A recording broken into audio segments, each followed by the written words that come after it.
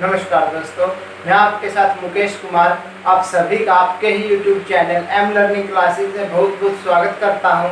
हमने compound interest chapter शुरू कर दिया है और उसकी 5 क्लासेस हमारी आ चुकी हैं। आज कंपाउंड इंटरेस्ट के ऊपर हमारी 6th क्लास है, यानी कि आज कंपाउंड इंटरेस्ट के ऊपर हमारी कौन सी क्लास है? 6ठी क्लास है। कंपाउंड इंटरेस्ट मतलब चक्रवृद्धि ब्याज। और अगर आप लोगों ने हमारी पिछली क्लासेस नहीं देखी है तो इस क्लासेस के लिंक वीडियो के डिस्क्रिप्शन में आपको पिछली क्लासेस का लिंक मिल जाएगा, तो आप वहां पर जाकर हमारी लास्ट क्लासेस देख सकते हैं, क्योंकि हमारी हर क्लास एक दूसरे के साथ लिंक होती है। जब तक आप हमारी पिछली क्लासेस नहीं देखेंगे, आने वाली क्लासेस में आपको बहुत ही ज़्यादा दिक्कत हो सकती है, क्योंकि हमने बिल्कुल बेसिक से शुरू किया हुआ है। ऐसा नहीं है कि हमने बीच में से चैप्टर उठाया, बिल्कुल बेसिक टू बेसिक अपने कॉन्सेप्ट क्लियर करते आ रहे हैं।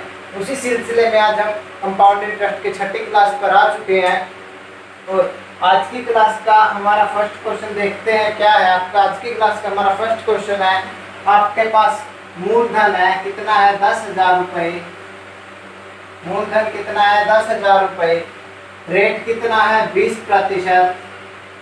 टाइम कितना है? 2 years and 73 days। 2 years 73 days।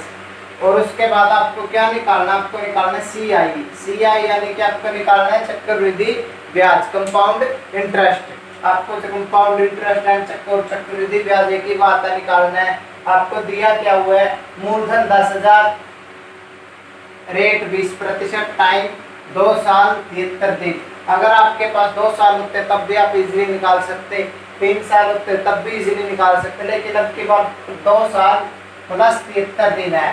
2 साल तो है, उसके ऊपर 73 दिन है। देखते हैं इसको कैसे सोल्व कर सकते हैं। बड़ा इजी है सोल्व करना।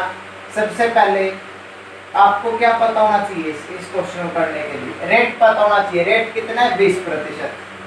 20% यानी 1/5। आपको 1% की तोड़ना आना चाहिए, आपको याद भी होनी चाहिए डायरेक्ट, ताकि आपका समय बच सके।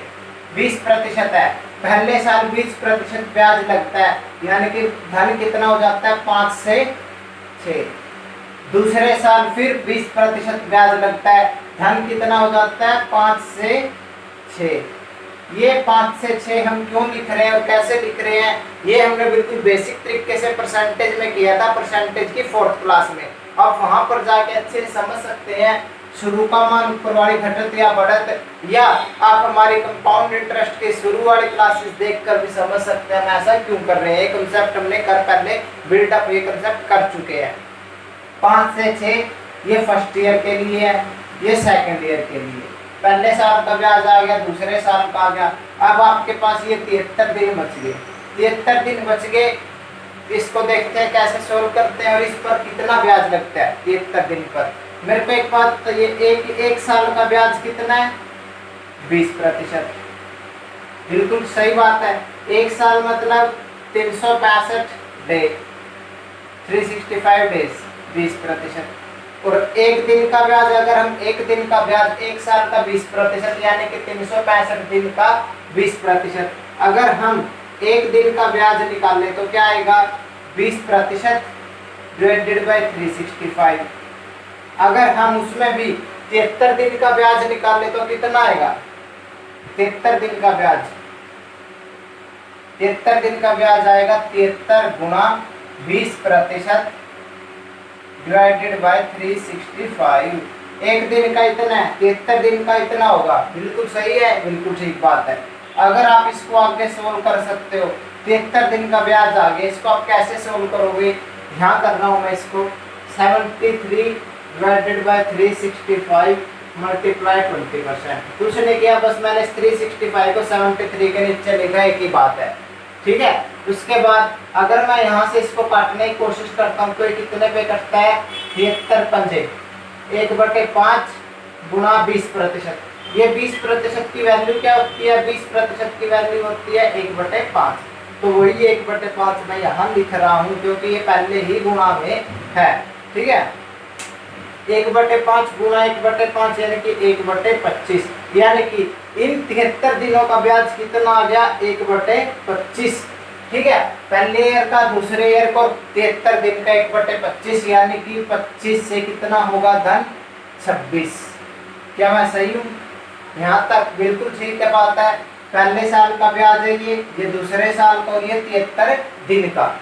उसके बाद अगर हम इन सभी को इधर मल्टीप्लाई करते हैं, 5 5 25, 25 पंजे कितना, 25 की 25 के साथ मल्टीप्लाई करते हैं तो हमारे पास कितना आता है 625। वही मल्टीप्लाई इधर कर देते हैं, 6 6 36, 36 की 26 के साथ अगर हम मल्टीप्लाई कर रहे हैं 36 और 26 तो हमारे पास आता है 6 36 36 18 18 21 216 और उसके बाद ये आ गया 3 9 6 936। लेकिन हमारा मूलधन कितना है? मूलधन कितना है हमारा? 10,000 है। यहाँ पर क्वेश्चन में आपको दिया हुआ मूलधन कितना दिया हुआ 10,000। हमारा मूलधन कितना आया है 625, यानी कि इस 625 की वैल्यू कितनी है क्वेश्चन के अकॉर्डिंग 10,000। ठीक है, एक की वैल्यू कितनी आ जाएगी? यहाँ से अगर हम इसको काटते हैं एक की वैल्यू आ जाती है 16। 625 की 10,000, क्योंकि ये हमारा मूलधन आता है, एक की वैल्यू 16। हमको निकालना क्या है? कंपाउंड इंटरेस्ट, यानी कि चक्रवृद्धि ब्याज। ब्याज कैसे निकालते हैं? 936 में से 625 माइनस कर दीजिए। 936 में से 5, 6 में से 5 गया 1। अगर हम 936 माइनस 625 कर देते हैं तब हमारे पास क्या आ जाता है? Compound interest. 6 में से 5 गया 1, 3 में से 2 गया 1, 9 में 6 गया 311। हमारा कंपाउंड इंटरेस्ट कितना आया? 311। इसको 311 को, जो हमारी एक की वैल्यू 16 थी, तो 311 कितनी आएगी? गुणा 16। अगर आप 311 को 16 के साथ मल्टीप्लाई करते हो तो आपका आंसर क्या आता है? 4976। 4976। तो ये था आपका सम। अगर कहीं पर भी कोई कैलकुलेशन में, जैसे मैंने यहाँ पर सीधा कर दिया 311 की 16 के साथ मल्टीप्लाई करके, तो गलती हो जाती है छोटी मोटी, तो आप इतना माइंड मत करें, क्योंकि हमारे सामने कोई स्टूडेंट नहीं है, सिर्फ हमारे सामने कैमरा होता है, हमको कैमरे के सामने बहुत बोलना होता है, खुद ही आंसर देना होता है, खुद ही क्वेश्चन पुट करना होता है।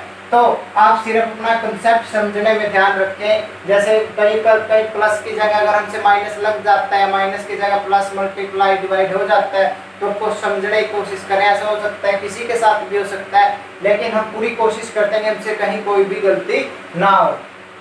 ये क्वेश्चन है, उम्मीद करता हूँ बड़े अच्छे समझ आ गए होगा। 20% 1/5 पहले साल का, दूसरे साल का। फिर आपने क्या किया? एक साल का 20% ब्याज है, यानी कि 365 दिन का 20%, एक दिन का इतना, 73 दिन का इतना ब्याज। तो आपने क्या किया? 1/25 आ गया 73 दिन का ब्याज। अगर हमने 25 है तो बढ़कर कितना हो जाएगा? 25 में एक जुड़कर 26, यानी कि 625 से 936, 311 हमारा क्या आ गया था? Compound interest. तो हमारा आंसर कितना आ गया? 4976। ये हमारा आज की क्लास का फर्स्ट सम था। इसके बाद सेकंड सम देखते हैं, और आपको पता भी नहीं चला धीरे धीरे हमने कब कंपाउंड इंटरेस्ट खत्म कर दिया है। बहुत ही जल्द आने, बस इसकी एक और क्लास और आएगी इससे आगे, यानी कि हम 7 क्लासेस में कंपाउंड इंटरेस्ट को खत्म कर चुके होंगे। तो और आप देखना कहीं से भी आपको भी, अब हमारी पहले पूरी क्लासेस देखना साथ की साथ, फिर उसके बाद आप कहीं से भी कोई भी सम करना किसी भी बुक से। अगर आपने अच्छे से पूरे मन लगाकर क्लासेस को अटेंड किया तो मैं दावा करता हूँ आपका एक भी सम कंपाउंड इंटरेस्ट से बाहर नहीं जाएगा, ना गलत होगा कभी, क्योंकि हमने हर टाइप के सम कर चुके हैं। अब इससे आगे नेक्स्ट सम क्या है आपका? ₹2500 का 8% वार्षिक की दर से, वार्षिक की दर से वह 1/2 वर्ष का CI, वर्ष का CI क्या होगा?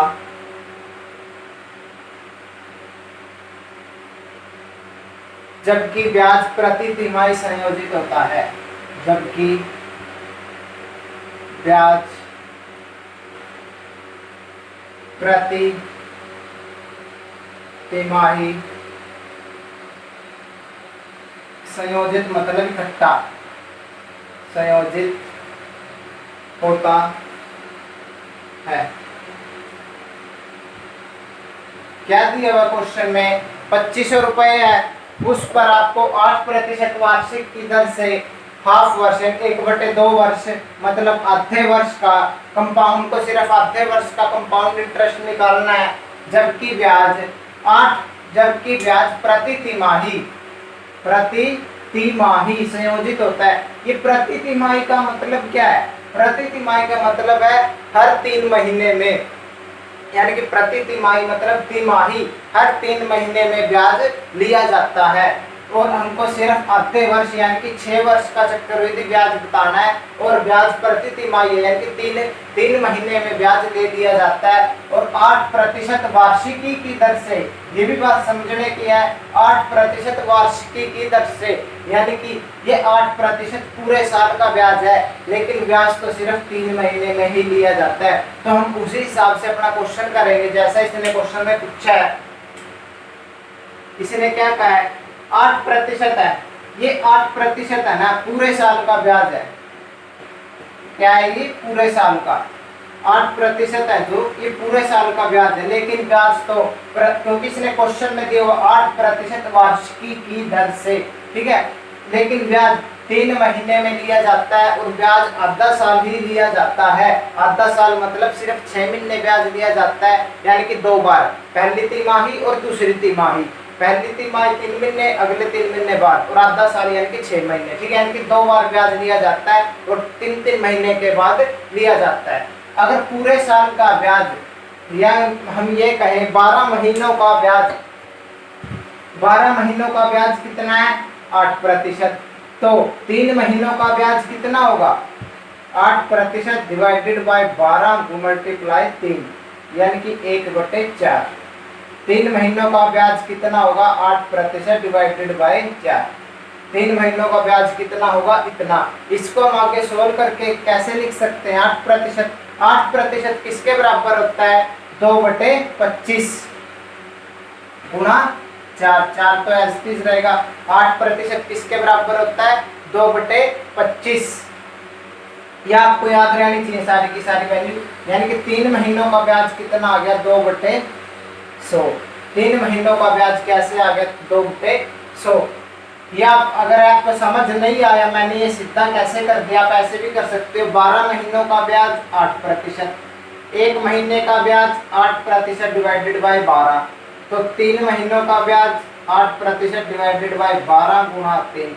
ये भी तो मैंने यही चीज लिखी है, बस मैंने ये बीच में से एक स्टेप काट दिया, डायरेक्ट लिख दिया। समझने की कोशिश करिए। आप यहाँ तक आ चुके हैं, हम यहाँ तक पहुँच चुके हैं, तो मैं समझता हूँ कि आप ऐसे ही छोटे छोटे मेथड हमारे साथ सीख गए होंगे कि अपने क्वेश्चन को कैसा छोटा किया जाए। ये 3 महीनों का ब्याज कितना है? 2/100, यानी कि हमारा धन कितना है? 100 से 3 महीनों में कितना जा रहा है? 102। ये पहले 3 महीनों का है, 100 पे 2 का ब्याज लगेगा 102। दूसरे 3 महीने में 100 पे कितना ब्याज लगेगा? 2, फिर 102 जाएगा, मैंने कि हमारा कितना आ गया? 10,000। अगर हम इन दोनों, ये पहले 3 महीने, ये दूसरे 3 महीने, ठीक है, 102 गुणा 102।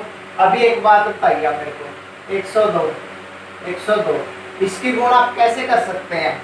मैंने आपको एक शॉर्ट मेथड बताया था, मतलब हमने एक सीरीज शुरू की है जिसमें हम 20, 30, 40 सेकंड की वीडियो डालने करेंगे छोटी छोटी, उसमें आपकी कैलकुलेशन कैसे तेज हो उसमें हमने आपको वो चीज बताई हुई है। देखो यहाँ पर 102 की और 102 की मल्टीप्लाई करनी है। ये तो थोड़े बड़े मतलब आसान है, आप वैसे भी कर सकते हो, कोई दिक्कत नहीं है, जल्दी हो जाएगा बेसिक से भी। कैसे? 40201 कैसे? 40401 कितना? 10,404। अगर आपने हमारी वो शॉर्ट वीडियो नहीं देखी है तो आपको बताता हूँ उसमें कैसे कर सकते हैं इस सम को। जैसे 102 है, 102 को आप क्या लिख सकते हो? 102 को आप लिख सकते हो 100 + 2, लिख सकते हो कि नहीं लिख सकते हो? और आपको 102 गुणा 102 पढ़ना है, 100 प्लस 2, ऐसे कीजिए। ये चीज 102 गुणा 102 बीच में गुणा, ऐसे आप जैसे आप जीरो काटा खेलते हैं सभी ने खेला होगा, ऐसे एक टेबल करके बनाइए। ये वाला 100 इधर, ये 2 इधर, ये 100 इधर और ये 2 इधर। अब आपको क्या करना है, इस 100 की इसके साथ मल्टीप्लाई 10,000, इस 2 की इसके साथ मल्टीप्लाई, फिर जो आएगा इधर, इन 2 की इसके साथ मल्टीप्लाई, जो आएगा इधर 200, फिर इसके साथ मल्टीप्लाई, जो आएगा इधर 200, फिर जो आएगा बीच में इनका प्लस 200 और 200 इधर 400। देखो 10,000 प्लस 400 प्लस 4, 10,400 और 4, 10,404। अगर आपके पास मान लेते हैं ये आ जाता है 537 गुणा 537, कैसे करोगे? कर ही नहीं पाओगे, कितना सारा टाइम लगेगा। अगर आप ऐसे करते हो 500 प्लस 37 ऐसे करके एक टेबल बनाते हो, बहुत जल्दी आपका क्वेश्चन सोल्व हो जाता है। ये आपको कोई बताएगा, कोई टीचर मतलब जिसको बहुत ज्यादा मतलब पहले किया हुआ है वो बता सकता है, अन्यथा आपने आप भी कहीं पढ़ते होंगे, बहुत जगह पढ़े भी होंगे, तो कहीं भी आज तक मैं कह सकता हूँ कि भाई ये मेथड कहीं नहीं करवाया गया टेबल से।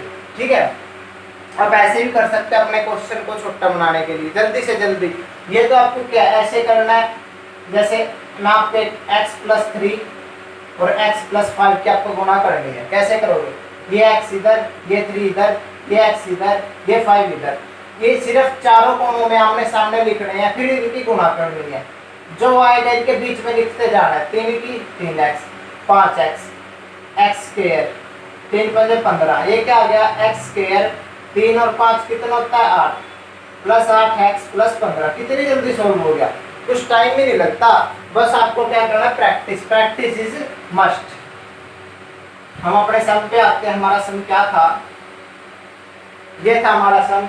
हमको क्या निकालना है भाई? हमको निकालना है प्रति, जबकि ब्याज प्रति तिमाही है, हमको CI निकालना है। CI कितना आ गया हमारे पास? 404। लेकिन अभी आपके पास एक बात आती है, हमारे पास मूलधन कितना है? 2500 रुपए। यहाँ पर कितना आया है? 10,000 रुपए। यानी कि इस 10,000 की वैल्यू कितनी है? 2500 रुपए। एक की वैल्यू कितनी आ गई? एक की वैल्यू आ चुकी है अपने पास 25/100। हम कह सकते हैं 1/4। एक की वैल्यू कितनी आ गई? एक की वैल्यू आ गई 1/4। तो 404 की वैल्यू कितनी आएगी? CI है 404, 404/4, 101। कितना आ गया? 101। मैं सही हूँ? 10,000 था लेकिन हमारे पास मूलधन 2500 है। एक की वैल्यू कितनी आ जाएगी? 1/4। तो 404 की वैल्यू कितनी आएगी? 101। तो ये थे आपका सेकंड सम। इसके बाद थर्ड सम देखते हैं। काफी इंपॉर्टेंट सम है, उम्मीद करता हूँ आप सभी को ये अभी तक समझ में आ रहे होंगे सम। तो ये रहा आपके सामने आज की क्लास का हमारा थर्ड सम, और बहुत ही इंपॉर्टेंट सम है। बहुत बड़ा सम भी आपको देखने में लग रहा होगा, हम शायद चक्रवृद्धि कंपाउंड इंटरेस्ट में इससे बड़ा सम ने सोल्व नहीं किया है, लेकिन बहुत ही आसान सम है, सिर्फ देखने में बड़ा है। पढ़ते हैं क्या है? एक व्यक्ति है 1762 रुपए को अपने 2 पुत्रों में इस तरह बांटता है। 1762 रुपए को अपने 2 पुत्रों में, यानी कि उसके 2 लड़के हैं, 2 पुत्र हैं। जब वह दोनों 80 वर्ष के होंगे तब उन्हें एक समान राशि प्राप्त हो और वार्षिक कंपाउंड इंटरेस्ट की दर 25% है। यानी कि 1762 रुपए को इस तरह बांटता है, वे जब वह दोनों 80 साल के होंगे तब उन्हें एक समान राशि प्राप्त हो और वह उन पर चक्रवृद्धि ब्याज की दर कितनी है? 25%। और बड़े पुत्र की आयु 14 वर्ष है तथा छोटे पुत्र की आयु 10 वर्ष है। तो बड़े पुत्र का हिस्सा कितना होगा? हमको ये निकालना है बड़े पुत्र के हिस्से में कितने रुपए आए? 1762 रुपए में से। 1762 रुपए में से बड़े पुत्र के हिस्से में कितने रुपए आए? क्वेश्चन समझिए।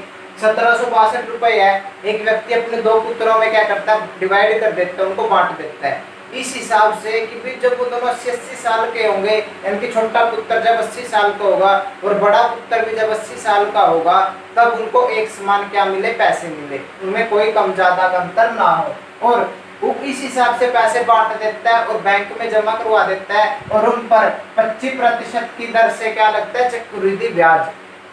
तो आपको ये बताना है कि भाई बड़े पुत्र का हिस्सा कितना होगा। ठीक है, इस टाइप के इस क्वेश्चन को भी मैं रफ कर रहा हूँ, आप स्क्रीनशॉट ले सकते हैं, ताकि क्योंकि इसमें हमारे पास बोर्ड पे इतनी जगह नहीं बची है कि हम इस क्वेश्चन को सोल्व कर सके। स्क्रीनशॉट ले सकते हैं आप क्वेश्चन का, और बाद में इसको आराम से पढ़ सकते हैं। ले लीजिए स्क्रीनशॉट, ले लिया होगा आपने। रफ कर रहा हूँ मैं क्वेश्चन को, ताकि हम इसका सॉल्यूशन बड़े ही अच्छे से और आपको समझ में आए ऐसा कर सके। हमको निकालना क्या है, ये याद रखिएगा। 1762 रुपए है, 2 पुत्र है, 80 वर्ष है, 25% दर है, और निकालना क्या है, बड़े पुत्र का हिस्सा निकालना है। सबसे पहले एक बात बताइए मेरे को हम मान लेते हैं 1762 रुपए है, कितने हैं, मानना क्या है, ये तो क्वेश्चन में दिया ही हुआ था, कितने 1762। इसको 2 पुत्रों में भाग कर देता है, एक बड़ा पुत्र है, एक छोटा। मान लेते हैं एक एक्स पुत्र है, एक वाई पुत्र है। एक्स को मान लेते हैं बड़ा, वाई को मान लेते हैं छोटा। बड़ा मतलब बड़ा पुत्र और छोटा पुत्र लड़का उसके बाद एक्स वाई, दर कितनी है अपने पास, 25%। 25% मतलब 1/4। 25% मतलब 1/4। दर कितनी आ गई, 1/4। इधर भी दर 1/4 आएगी। उसके बाद इसकी एज कितनी है, बड़े पुत्र की 14 ईयर्स, इसकी कितनी है 10 ईयर्स, यानी कि इस पर ब्याज कितने साल लगेगा, 80। जब पैसे बड़ा पुत्र पैसे कब निकालेगा, 80 साल होने के बाद। अभी उम्र कितनी है, 14 साल। अभी उम्र 14 और उम्र अभी इसकी 14 साल है। 80 साल होने पर पैसे निकाल लेगा, यानी कि कितने साल ब्याज लगेगा, 66 साल। इधर कितने 10 साल उम्र है, 80 साल होने के बाद इसको पैसे निकालने हैं, यानी कि ब्याज कितने वर्ष लगेगा, 70 वर्ष। ठीक है, ब्याज कितने वर्ष लगेगा, 70 वर्ष।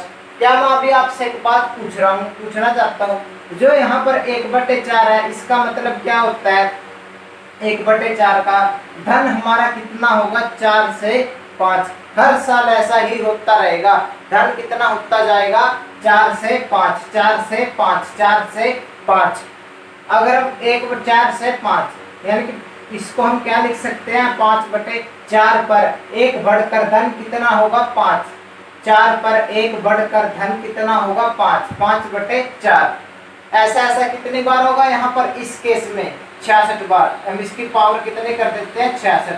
इस केस में ऐसा कितनी बार होगा, 25%, 5/4। इस वाले केस में तो 66 साल ब्याज लगेगा, इस वाले केस में कितने साल ब्याज लगेगा, 70 साल तक। इससे इस क्वेश्चन को सोल्व करने का इससे आसान तरीका कुछ नहीं है। ध्यान से समझिए मैं क्या कहना चाहता हूँ। दर 1/4 है, सिर्फ दर कितनी हो रही है, 4 से 5। 4 से 1/4 होती है, 4 पे 1 बढ़ जाता है, हर साल 4 से 5 होगा, हर साल 4 से 5 होगा, हर साल 4 से 5 होगा। जब कब तक होता रहेगा, जब तक ये 80 साल का ना हो। 80 साल का कब, जब ये 66, यानी कि 66 साल के बाद ये 80 साल होगा, नहीं कि ऐसा कितनी बार होगा, 66। अगर हम ऐसा लिखते हैं 4 से 5, इसकी पावर 66 या इसकी पावर 66, तब भी एक बात है, आप ऐसा भी लिख सकते हो और ऐसा भी लिख सकते हो। इससे हमारी कैलकुलेशन आसान होगी, ऐसे से आप कंफ्यूज नहीं होंगे। ठीक है, इस टाइप के क्वेश्चन सोल्व करने के लिए तरीका बेस्ट है। इसमें कितने साल ब्याज लगेगा, 66 साल। यहाँ पर कितने साल ब्याज लगेगा, 70। क्यों, क्योंकि अभी 10 का है, ये 14 का है। उसके बाद 66 साल ब्याज लगने के बाद और इस पर 70 साल ब्याज लगने के बाद एक्स और वाई का धन एक बराबर हो जाता है। यह बात क्वेश्चन में थी कि भाई जब वो 80 साल के होंगे तब उनको एक समान राशि मिलेगी, यानी कि ये एक्स क्या मानना था, बड़े पुत्र का हिस्सा, वाई क्या मानना था, छोटे पुत्र का हिस्सा। यानी कि अगर हम इसको एक्स के साथ इधर मल्टीप्लाई कर दे, एक्स मल्टीप्लाई 66 साल का ब्याज इक्वल टू वाई मल्टीप्लाई 70 साल का ब्याज, तो क्या ये आपस में बराबर नहीं होंगे? होंगे बराबर, क्योंकि क्वेश्चन में क्या हुआ था भी 80 साल के बाद x और y का धन है जो वो आपस में क्या हो जाएगा? बराबर। 66 साल 70, x को 66 साल का ब्याज इक्वल टू y मल्टीप्लाई 70 साल का ब्याज बराबर है। क्वेश्चन में क्या हुआ था ऐसा। अब क्या करना, अगर हम x बटे y निकालने की कोशिश करते हैं तो क्या जाता है, सबसे पहले तो आप यही काट लेते हैं। इसको काटने के बाद हमारे पास क्या बचेगा, इधर 66 है इधर 70 है। अगर हम इसको काटते हैं तो कितना बचता है? 4, क्योंकि 66 से 66 पावर कैंसिल हो जाती है, 70 बचेगा सिर्फ। ऐसे मत सोचना कि 66 को 70 के साथ मल्टीप्लाई में काटता है, नहीं। जब ये आपस में एक तरफ इधर 66 है इधर 70 है, जैसे मैं 90 करता हूँ 3 की पावर 2 इक्वल टू 3 की पावर 4 है, यहाँ हम इसको काट सकते हैं ऐसे। तो यहाँ पर क्या बचेगा? 3 की पावर 2, 3 की पावर 2। ऐसे ही मैंने यहाँ पर किया है, क्योंकि 2 के साथ 4 में से 2 है, 4 में से 2 क्या हो जाएगा? माइनस। ऐसा ही 66 है जो 70 में से क्या हो जाएगा? माइनस। कितना बचेगा? 4। हम कैसे लिख सकते हैं? यहाँ पर हमारे पास क्या है, x equal to y multiply 5/4 की पावर कितना बच गया? 4। x equal to y multiply 5/4 की पावर कितना है? 4। ये आपका बच गया। अब अगर मैं x बटे वाई निकालने की कोशिश करूं तो कितना आएगा? 5/4 की पावर 4। अब ये क्या आ गया? x बटे वाई 5 की 5 5 गुना 5 गुना 5 गुना 5 की पावर अगर हम 4 करते हैं तो 25 25 पर 125 125 पर 625। 4 की पावर अगर हम 4 को 4 के साथ 4 बार गुणा करता हूँ, 4 चौके 16 16 चौके 64 64 चौके 64 चौके कितना होता है हमारे पास? 4 चौके 16 4 छीके 24 256। यानी कि x की वैल्यू कितनी आती है? 625, y की 256। लेकिन हमारे पास धन कितना है? 1762। एक और मेथड बताता हूँ इस क्वेश्चन को करने का, पहले ये देखिए, ये अच्छे से अपना सोल्व कीजिए। यानी कि x की वैल्यू 625, y की 256, x प्लस y कितना आ गया? 625 और 256 कितना होता है हमारे पास? 6 और 5 11, 5 2 7 8, 6 और 2 781। धन कितना है? 1762। अगर हम इसमें 781 और जोड़ देते हैं 2 8 और 16 7 14 15, ये हमारे पास कितना आएगा? 1562। एक मिनट, हाँ सॉरी, यहाँ पर 8 आएगा। 6 और 2 8 होएगा ना, 6 और 2 कितना आएगा? 8। ठीक है, 1762 आ गया। ठीक है, बिल्कुल सही था। पहले यहाँ पर मिस्टेक हो गई थी, 781 लिख दिया, यहाँ पर 881 आएगा। 881 और 881 कितना होता है? 1762। यानी कि इस 881 की वैल्यू कितनी है? 1762। एक की वैल्यू कितनी आएगी? 2। अगर एक की वैल्यू 2 है, 625 की वैल्यू कितनी आएगी? 625 की वैल्यू 1250 और 256 की वैल्यू कितनी आएगी? 512। 512 यानी कि बड़े पुत्र का हिस्सा कितना है? 1250। छोटे पुत्र का हिस्सा कितना है? 512। 1250 और 512। देखो हमने कहाँ से क्वेश्चन शुरू किया और क्या निकाल दिया। हमने तुमको क्या निकालना था? बड़े पुत्र का हिस्सा। बड़े पुत्र का हिस्सा कितना आया है? 1250। कितना आया? क्या दोबारा कराते हैं, रिपीट करता हूँ क्वेश्चन को। क्या क्या किया? एक मानना x बड़ा पुत्र, y छोटा पुत्र। रेट कितनी है? 1/4 25%। एज 14 10। कितने साल तक ब्याज लगेगा? 66 साल तक। यहाँ पर 70 साल तक। 66 70। यहाँ पर 4 से 5 हो रहा है, 66 साल तक ऐसा ही उत्तर रहेगा। यहाँ पर 4 से 5 70 साल तक ऐसा ही उत्तर रहेगा। क्वेश्चन में एक बात दी हुई थी, जब दोनों 80-80 साल के हो जाते हैं तब उनका धन आपस में बराबर हो जाता है। ये भी 66 साल के बाद ये 80 साल का होगा, 70 साल के बाद ये 80 साल का होगा। यानी कि x मल्टीप्लाई इतने साल का ब्याज इक्वल टू y मल्टीप्लाई इतने साल का ब्याज, दोनों आपस में क्या होंगे? बराबर। मेन बात यहीं तक थी। अगर आपको यहाँ तक समझ में आ चुका है तो आपको क्वेश्चन बड़ा क्लियर हो चुका है। इसके बाद तो सिर्फ x बटे y निकालना है। x y की वैल्यू आ गई 625 256, यानी कि एक की वैल्यू 2 1250 और 512। कितना इजी सम था, देखने में कितना बड़ा लग रहा था। इसके बाद इसी सम को एक दूसरे मेथड के साथ आपको करवाता हूँ, वो मेथड भी आप यूज कर सकते हैं, लेकिन उसमें एक प्रॉब्लम है, आपको फॉर्मूला बस मैं आपको फॉर्मूले से बचाना चाहता हूँ। लेकिन कई क्वेश्चन है, कहीं हो सकता है कई दोस्तों क्लियर नहीं हो पा रहा हो, इतने भी कोशिश कर लो क्योंकि बहुत कॉम्प्लिकेटेड चीज है, समझने की चीज है। 66 और 70 मेन चीज यही तक है। और 1/4 5/4 66 साल तक, 5/4 कितने साल तक, 70 साल तक। x multiply equal to y multiply 70 से जब वो 80 साल के होंगे धन बराबर होगा। यहाँ तक अगर आप समझ लेते हैं तो क्वेश्चन बड़ा इजी है, कुछ भी नहीं है क्वेश्चन में तो। और अगर मैं आपको क्या कराता हूँ, फॉर्मूला देखिए अब कैसा है इस सम का, फिर तो चाहे कुछ भी हो आप बड़ी आसानी से सोल्व कर लेंगे। बड़ा पुत्र डिवाइडेड बाय छोटा पुत्र इक्वल टू कितना, फॉर्मूला है 1 प्लस r ऊपर आयु का अंतर है, कुछ नहीं, वही उसी सम का निचोड़ है। अब देखिए आखिरी में वही चीज आपके पास आकर बचेगी। ये क्या है, ये इधर तो आपको कुछ पुट करना ही नहीं है, ये बड़ा पुत्र ये छोटा ऑटोमेटिक आएगा। ये तो ये बड़ा पुत्र डिवाइडेड बाय छोटा पुत्र इक्वल टू 1 प्लस रेट कितनी थी 25%, 25% मतलब 1/4, 1/4 लिखिए आप इधर। आयु का अंतर कितना था, एक की आयु 14 साल थी, एक की 10 साल थी, आयु का अंतर कितना आ गया 4 साल का। अगर आप इधर इसको प्लस करते हो तो क्या आएगा, 4 एलसीएम 4 प्लस 1 ऊपर की पावर 4, 4 और 1 5/4 की पावर कितना 4।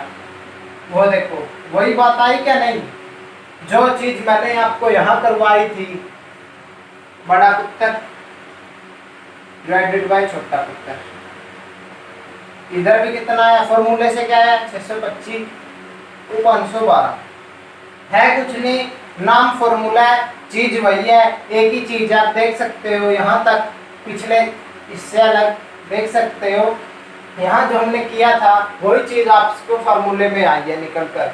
इस फॉर्मूले से बैटर आप सीधा याद रखो कि हमको क्या क्या करना है, रेट और आयु का अंतर। आपको उससे क्या होगा, आपकी अंडरस्टैंडिंग बढ़ेगी इसको बेसिक से करने से। फॉर्मूला तो क्या आप रट लेंगे लेकिन याद नहीं रहेगा, हो सकता है आज भूल जाए कल। अगर आप रेगुलर प्रैक्टिस में है तो शायद याद रह जाए, लेकिन एग्जाम के टाइम बहुत प्रेशर होता है, शायद आपको ये फॉर्मूला याद ना रहे। है इजी है, इसमें आपको क्या, इसमें तो आपको दिमाग ही नहीं लगाना। रेट आपको क्वेश्चन में दी हुई थी, आयु भी अंतर आपको क्वेश्चन में दिया होगा, बस आपको यहाँ पर पुट करना है, आपका आंसर आ जाएगा, गुना 2 करना है। बाद में बस 1250 और 500, यहाँ पर 256 आएगा, 512, तो आपका क्या आ जाएगा इस सम से आंसर। तो ये सब बहुत इंपॉर्टेंट था, इस टाइप के सम अपना कहीं आपको कहीं ना कहीं पेपर में देखने को जरूर मिलेंगे। तो आज के लिए हम इतना ही रखते हैं, और आप सभी दोस्तों को हमारे साथ जुड़ने के लिए और भी अपने दोस्तों को हमारे साथ जोड़े। अगर आपको हमारी क्लासेस पसंद आ रही है हमको सपोर्ट कीजिए, ताकि हम और भी आपके लिए अच्छे से अच्छा कॉन्टैक्ट प्रोवाइड करवा सकें। तो आप सभी का हमारे साथ जुड़ने के लिए बहुत बहुत धन्यवाद।